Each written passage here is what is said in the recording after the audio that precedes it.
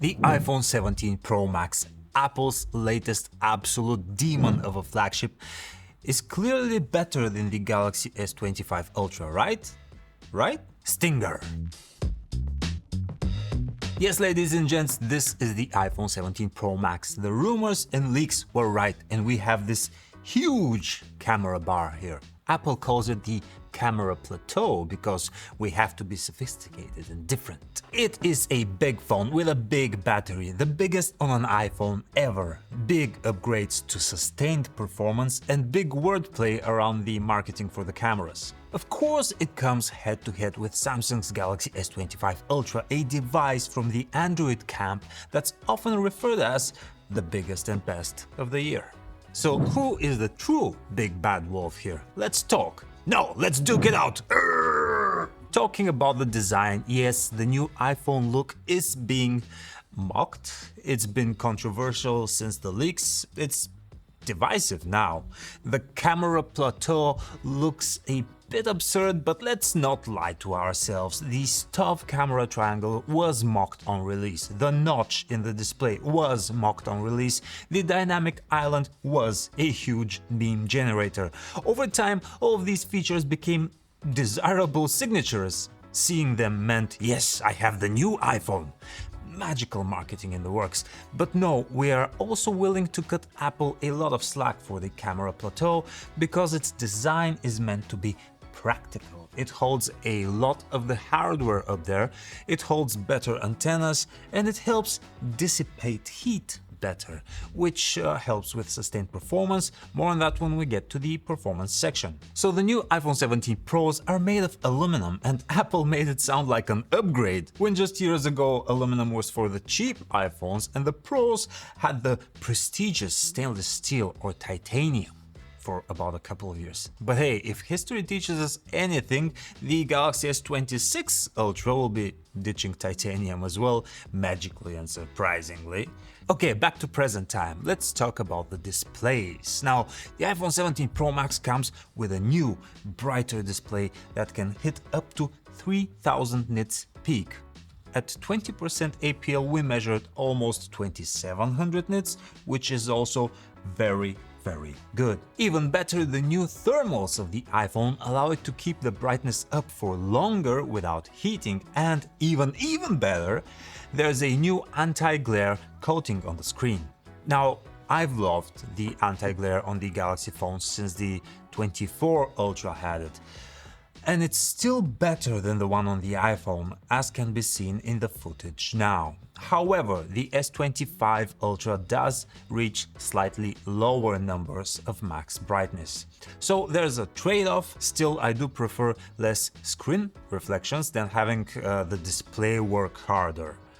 And the S25 Ultra is still peak here. The screen panels look lovely and have all the auto calibrations to keep warm tones that are easy on the eyes. So the cameras. Okay, Apple has three 48 megapixel cameras on the back, which it calls fusion cameras. When Apple says fusion and optical quality zoom in one sentence, that means it uses crop in and some software enhancements to get something that's supposedly better than just pure digital zoom. So the main camera has a 48 megapixel sensor, but if you go to 2x zoom, it will use 24 megapixels from the sensor for a softer but supposedly better quality zoom photo. So no, the iPhone doesn't have 8, 9 or 47 lenses in one device. Now, Samsung does have 4 physical lenses: ultra-wide, wide, zoom 3x and zoom 5x. That last one is used as a stepping stage to achieve longer digital zoom. You know, Samsung can go up to 100x digitally. Apple did upgrade the iPhones this year, but only up to 40 times zoom. All fair, in my opinion. These 100x digital shots look way too doctored and are rarely good or useful, but zoom on tap still gives you bragging rights. Let's just talk normal camera performance. Is the iPhone 17 Pro Max better than the Galaxy S25 Ultra? Look, when you drop 1200 or 1300 on a new flagship phone, I'd hope that the cameras are very good, and that holds true here. They're slightly different, but good in their own way. We praised the S25 Ultra for not having too much over sharpening when it launched. The iPhone 17 Pro Max took note and also gives us soft and pleasant detail, at least compared to what we got in the past. The colors are slightly different. That signature yellowish hue can still be seen on the iPhone photos. Then again, the neon blue skies still sometimes creep into the Galaxy S25 Ultra shots. Now, the photographic styles of the iPhone are definitely something you'd want to play around with and probably a selling point. They can quickly remedy any issues you may have with hues or contrast, so it's really up there. Look, both cameras are good, but where Apple keeps upping its game is in video. Not only does the iPhone have excellent action camera mode for stabilization, it now allows you to record in ProRes RAW, and then you apply your own LUTs and color correct the footage however you want. To be clear, that is a very pro feature for videographers or aspiring influencers who want to up their game. But I'm very happy to see an iPhone Pro have pro features, so thumbs up to that. For all of this, I'm going to have to give the camera section to Apple here. Good wins all around, with the admission that if you want to use the iPhone as a pro tool, you will probably also want to have a Mac to much more easily synchronize the footage, get it from the iPhone, and work on it within the Apple ecosystem. If you're not interested in that much of a high-level work, both of these phones, chef's kiss, amazing. And if you're the kind of person who loves smartphones, PhoneArena is releasing the ultimate coffee table book for phone fans. It's a passion project in the making for over a year, with deep dives and high-res photos of the most iconic, experimental, evolutionary mobile phones since the 2000s. We also got takes and quotes from big tech influencer names: Linus Tech Tips, Max Tech, Mr. Who's the Boss, Super Saf, Rig Everything, Austin Evans, Brandon Butch, John Rettinger, in no particular order. Exclusive limited run print is scheduled to release this fall. Link in the description for details and email notification. For software, we have the new iOS 26 on the iPhone with the new liquid glass design. It's also a bit of a mixed bag. A lot of people love the new style and look, and the fact that it's finally unified between iPhones, iPads and Macs, but it's still a bit rough around the edges. Some things are less legible than before.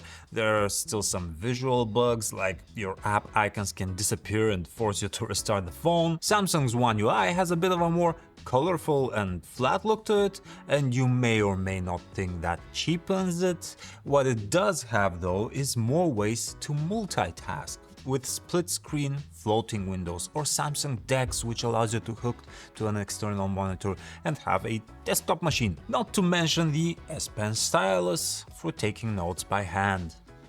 And with AI, it could be argued that Samsung has more stuff, but both phones cover the features that are useful right now, I think.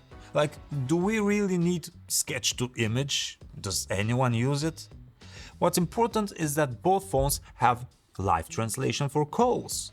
iPhone even does us one better and gives us live translation in real life if you have AirPods Pro. Both have this photo editing feature where you can tap on an image and lift yourself from a photo, excellent for creating thumbnails.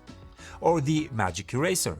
Or the website summary, which is my favorite. Both of these can summarize a long article into a few bullet points. Both can perform image search, either through Circle to Search on the Samsung or Apple's Visual Intelligence. You get it, we do make fun of Apple for not delivering on all of their promises with AI, but if you look at the market right now and what all of these phones can do, it kind of has all the core useful stuff that everyone has, and it's actually, useful.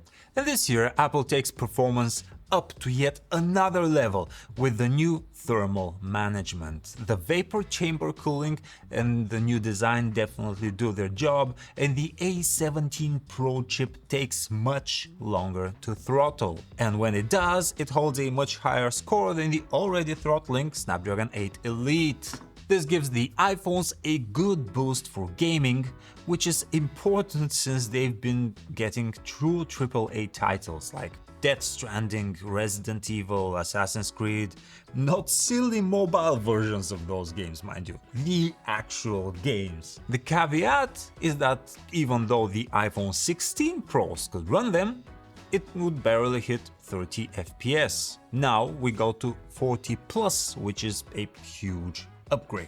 The Galaxy S25 Ultra, on the other hand, well, Android doesn't get those games yet. I don't know, is it a hardware limitation? Is it that Apple has special deals with the game distributors? Whatever the case, Apple is slowly winning the gamer market in a world where Android has the ROG phone. Someone needs to get their head out of AI and look at the broader hardware picture. Oh man, it's been a long review and I'm almost out of battery, so let's talk about battery life. The iPhone 17 Pro Max has the biggest battery on an iPhone yet, but there's a side note here. If you live in the US, you get the eSIM only model, which has a slightly larger 5088 mAh battery. The rest of the world gets a SIM tray and a 40,832 mAh battery.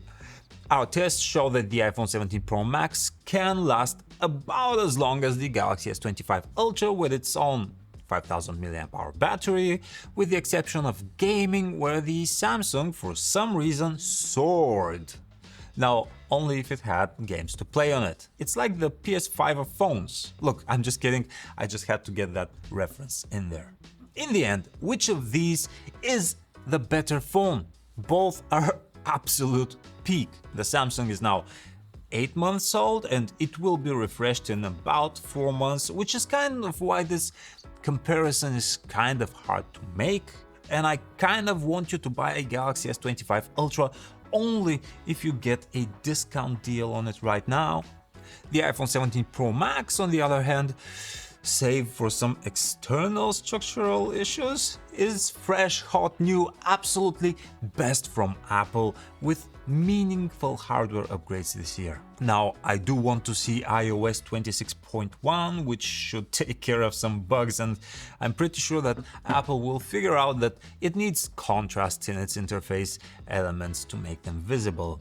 But other than small software snacks, it's an easy phone to recommend. So which one do you choose? Thanks for watching. Sub, like, comment, for sure. I'll see you next time. Bye!